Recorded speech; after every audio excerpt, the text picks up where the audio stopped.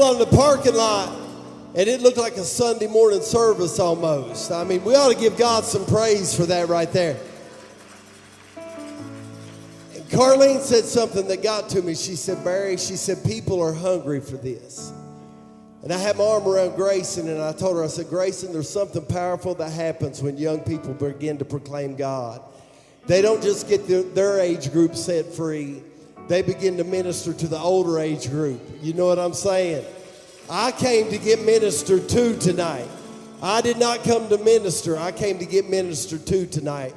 And 2 weeks ago, I got to introduce my dad to preach. It was the first time he had preached in probably 45 years, and it's a prayer I'd been praying, and I was so excited about that. Because the gifts and the calling of God, they are without repentance. Little did I know 2 weeks later I would get the opportunity to introduce somebody else in my life that's very special to me. I've watched her grow up. I know her as good as anybody knows her, and she has a heart of gold. One time a person came to me and they said, Barry, there's no way Grayson is as sweet as she seems like she is. I don't know what that person was thinking. They better be glad I was prayed up that day. I wanted to throat chop them. I was like, no, you're right. She's actually sweeter than you think she is. She's one of the sweetest people that I've ever met in my life, one of the most loving, most big-hearted. And I am just so honored to be her daddy, to be Jake's daddy, to be Nash's grandpa. I stand up here as part of the older generation right now, but with all the pride and love in my heart, I would like to introduce to you one of the greatest young ladies I know, Grayson Shea Absher.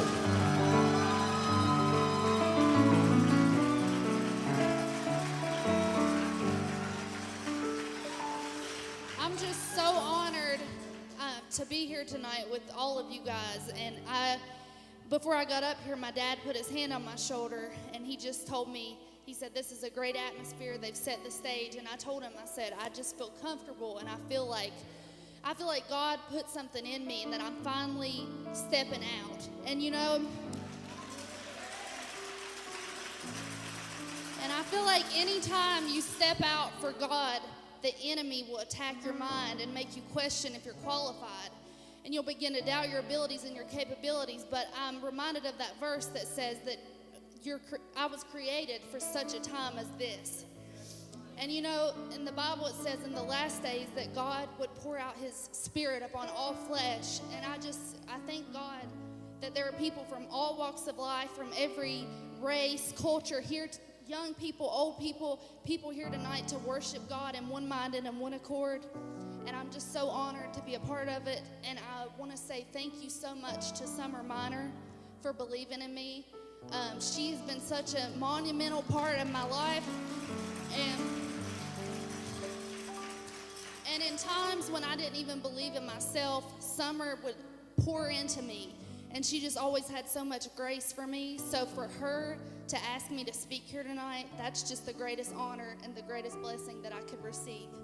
So when I was thinking about what I was going to say tonight, you know, the enemy kind of flooded my mind, and I was like, am I even qualified to get up here? And I expressed that to my dad. I said, you know, do you think that I'm qualified to get up here? Because I have temptations, and sometimes the enemy makes me question whether God has put anything in me.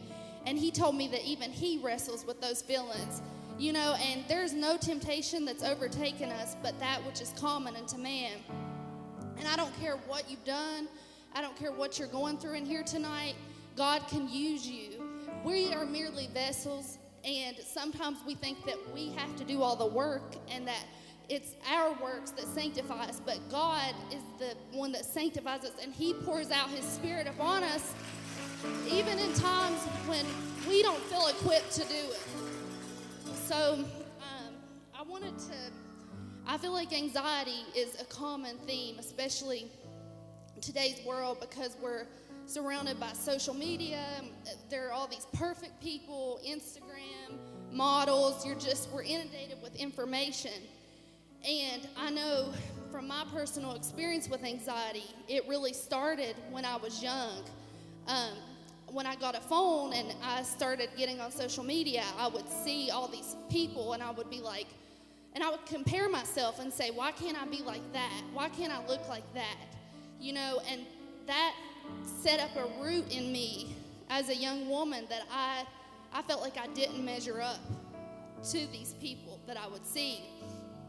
And now I see that has gotten even more magnified in today's youth. You know, it's become really an epidemic of just comparison. I feel like comparison is the thief of all joy. And my mom and dad can tell you, when I got that cell phone, that was not a good event in my life. That really didn't do. It was just, you know, I'm someone who experiences a lot of health anxiety, and I would get on my phone and I would Google, you know, do I have cancer, or why do I have a headache? Is it a migraine or is it a tumor? And it just became these little things that I don't think would have been so magnified, became such big focal points in my life. And it got to the point where I was just eaten up with anxiety every day of my life. I can remember when I was about 12 years old, I started seeing a counselor, a therapist named Bill. And my brother, I think he's over here somewhere, he'll still joke with me and say, we need to call Bill, you know, if I start worrying about something, because I would just, I had a lot of OCD, anxiety. You know, I can remember I would step on cracks and be like, and I would think, if I don't step on this crack, I'm going to break my mom's back. Or if I don't turn the oven off in a certain time, my whole family's going to burn in a fire. Just crazy, irrational stuff. But I told myself that if I had the opportunity to speak tonight, that I would be as candid and as real with you all as possible, because I feel like there's someone in here who may be feeling the same thing, and you may feel like no one understands me. You may feel like you are the only person who's ever underwent that struggle, or the only person who's ever faced a certain temptation. But I want you to know that you're not alone in your struggles. And there's no temptation, I think I said this earlier, but it's a central part of my message. There's no temptation overtaking you except that which is common unto man. And we have a high priest who is touched by the feeling of our infirmities. And anything that we felt, God, you know, Jesus, he felt that. He was all God and he was all man, and he went through everything we did, yet without sin. So we have a high priest that we can run to in those times of trouble. And he's an ever-present help in the time of trouble. And there have been many times, you know, just to get a little personal, in school, there were some girls, and I'm not going to name drop or anything, but they kind of picked on me. And I remember one time there was this girl, she put red flour sauce in my seat, and I almost sat in it. And then she would, like, her and another girl, they like drew a picture of my face on a chalkboard and put zits on it and said, this is what you look like, or just something trivial. You know, young girls can be very cruel, but what they didn't realize was that was planting a seed inside of me. And those seeds that we carry, and those negative words and those voices that have been spoken over us, if we don't allow God to deal with those, they can set up root inside of us. And for a while, I became bitter. You know, I've always tried to be nice to everybody. I do consider myself an empathetic, compassionate person, but there was some anger and there was some bitterness there. And, you know, I've been very real with that about my parents. Like, there were some people that I just wished I would have knocked in the mouth. But God, you know, and that's not of God. I don't recommend any of you all do that, but that hurt and that pain you feel is real, and God understands that. And, you know, I'm thankful that I moved on past that, and God has restored me in so many ways. He's given me Nash, and Nash changed my life so much. I can honestly say,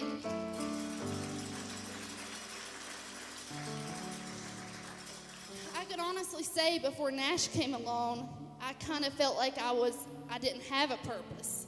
And I felt like I just wandered through life without any focus. And now I feel like I have a vision and I have an idea, and I finally see that brighter day. And I know God used Nash for that reason. You know, sometimes the things we go through and even mistakes that we make, we feel like they're in vain. But as I was I was really nervous about what I was going to say, and I received a text message from Summer Minor, and she said, everything you've been through is not in vain. And that just spoke to me so much, because there have been times that I've thought, is this all in vain? You know, is this all there is for my life?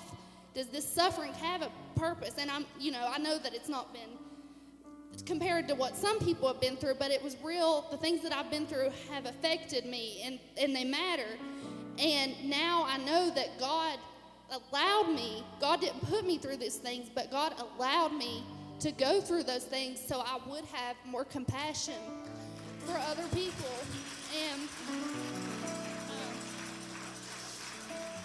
And I just thank God that He's given me that empathy and that grace for other people. You know, sometimes we think that the struggles that we go through are just about us. But as my dad's always said, it ain't all about you. You know, and that's something we can lose sight of. We begin to think, well, God, why did you let me go through this? But it's not just about you. It's about all the people that are connected to you. And God takes that pain and turns it into purpose when we give it to God. And something that I was at an intensive yesterday in Bluefield, because I'm getting my master's at Bluefield College. And the professor, I don't know if he's a Christian, he's spiritual, but he has a lot of good wisdom. And he had said, there's a treasure chest inside of each of you. And it automatically clicked in my spirit. And he said, but sometimes we try to open our treasure key using the wrong key.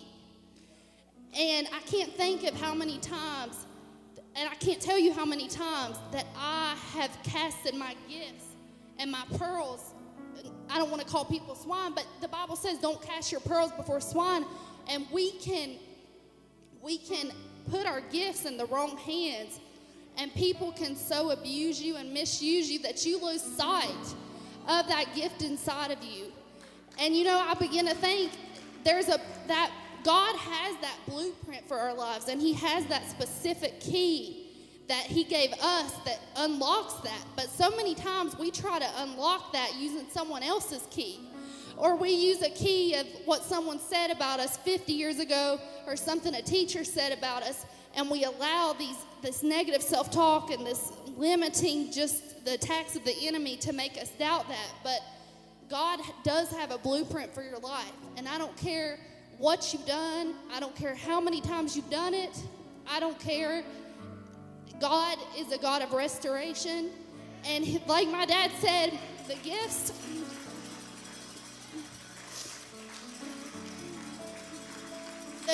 and the callings of God are without repentance. And He can restore all the years that the enemy has stolen from you. I don't know the specific verse, but I'm reminded where in the Bible it says God will restore the years that the locust and the cankerworm have taken. And I so believe that to be true, because anything you lost, it doesn't have to be a loss. God has something better for you. If you'll just hold on.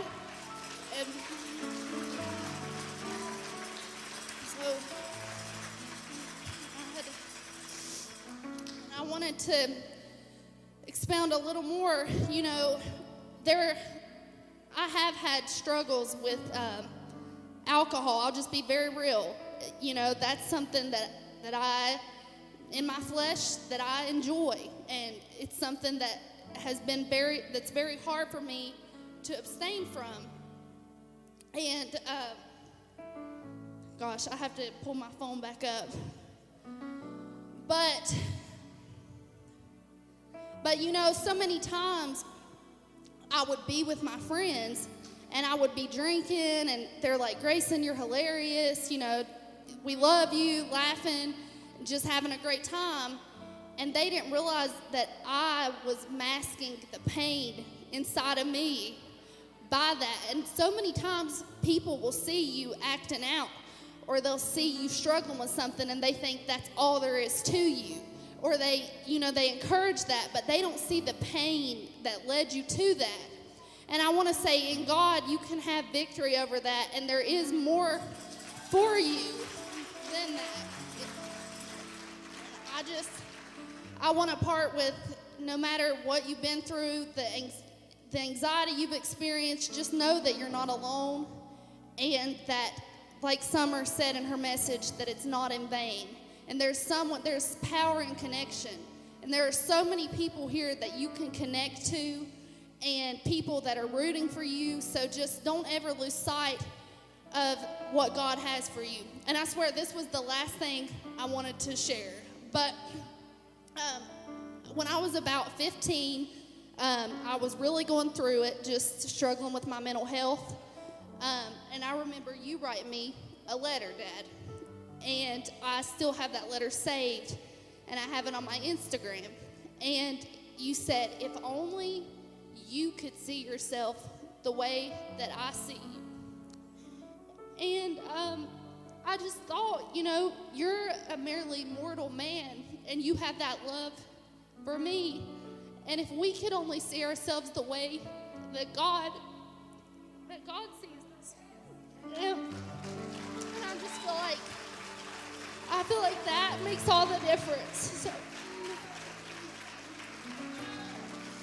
but I'm just so grateful for you all, and I'm so thankful for what God's doing here. I didn't mean to get emotional, but I know that tonight is going to be a powerful night, and I'm so excited to hear you, Maddie. You're so gifted, and you were called for this moment. So.